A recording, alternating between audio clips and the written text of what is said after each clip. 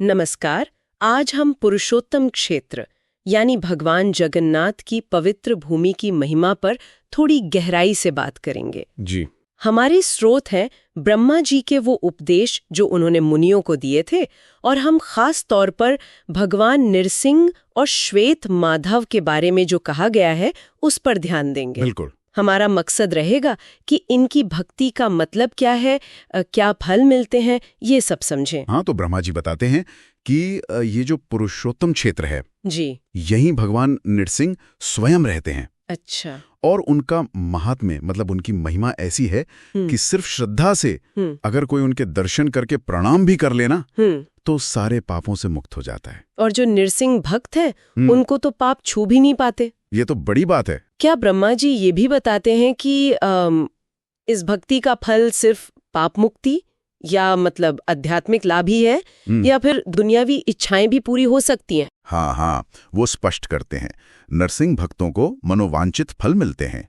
और देखिए, उनकी शरण लेने से धर्म, अर्थ, काम और मोक्ष, ये चारों पुरुषार्थ मतलब जीवन के जो मुख्य लक्ष्य हैं जी, वो सिद्ध हो जाते हैं।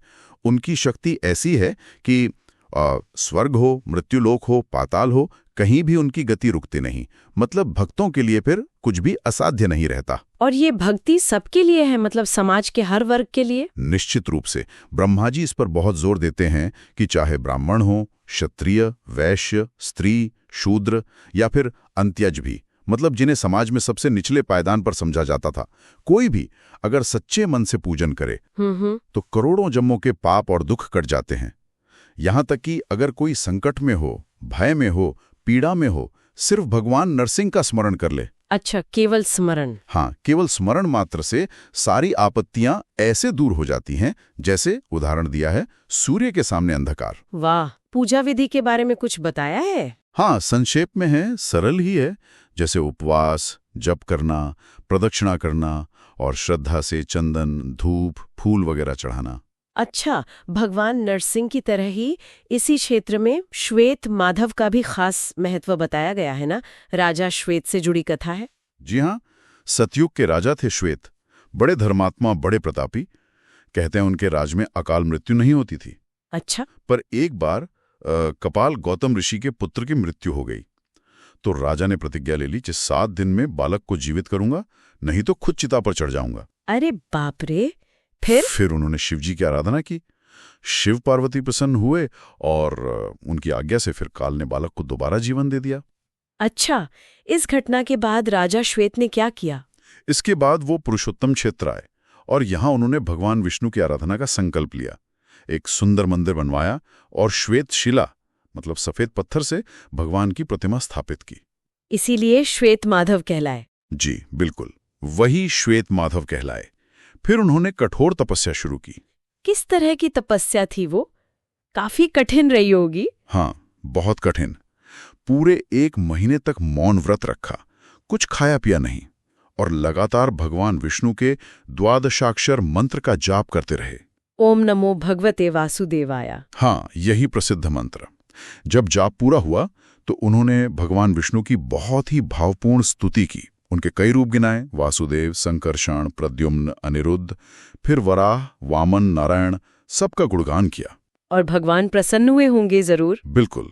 भगवान विष्णु प्रकट हुए, श्याम वर्ण, शंख, चक्र, गदा, धनुष धारण किए हुए, और उन्होंने राजा श्वेत को वरदान मांगने को कहा। राजा ने क्या मांगा इतनी तपस्या के बाद? देखिए, उन्होंने कुछ और नहीं मांगा, सीधा ब्रह्मलोक से भी ऊपर जो अविनाशी वैकुंठ धाम है, ओह हाँ, वो परम पद मांगा, जो मतलब देवताओं और बड़े बड़े योगियों के लिए भी दुर्लभ माना जाता है। ये तो अद्भुत वरदान है। और मिला उन्हें? दवाण ने उन्हें वो धाम प्रदान किया और साथ में ये भी कहा कि राजा के तप के कारण ये जो स्थान है ये पवित्र होकर श्वेत गंगा कहलाएगा। श्वेत गंगा? जी। और यहाँ जो श्वेत माधव स्थापित हैं उनके दर्शन करने वाले को शांत पद मिलेगा। और तो और कुश के अगले हिस्से से भी अगर उस तीर्थ का जल किसी पर छिड़क दिया जाए तो उसे स्वर्ग लोक मिलेगा। तो मतलब अगर हम सार देखें, ब्रह्मा जी के अनुसार पुरुषोत्तम क्षेत्र में भगवान नरसिंह और श्वेत माधव की भक्ति एक तरह से पूरा पैकेज है।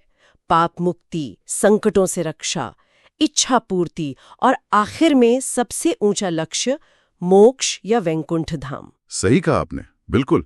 और ये भक्ति सबके लिए खुली है, सुलभ है और अत्यंत फलदायी है। लेकिन राजा श्वेत की कहानी से एक दिलचस्प सवाल भी उठता है, मेरे मन में तो आ रहा है। हाँ, पूछिए। उनकी स्तुति में वो कहते हैं, समस्त संग त्याग कर आपकी शरण ली है। इसमें पूर्ण समर्पण दिखता है, पर साथ ही वैकुंठ जैसा एक बहुत विशिष्ट फल उसकी कामना भी है। ये विचार करने वाला बिंदु है। हाँ, तो इन कथाओं के संदर्भ में ये जो पूर्ण समर्पण है, इसका असली मतलब क्या है? क्या मतलब सांसारिक इच्छाओं से पूरी तरह मुक्ति की भावना और किसी खास फल जैसे वैकुंठ की तीव्र इच्छा, ये दोनों एक साथ चल सकती हैं? बिल्कुल सही प्रश्न है। भक्ति के इस पहलू पर, मतलब निष्काम भाव और सकाम कामना के बीच का जो ये महीन धागा है, इस पर विचार करना वाकई में बहुत रोचक होगा।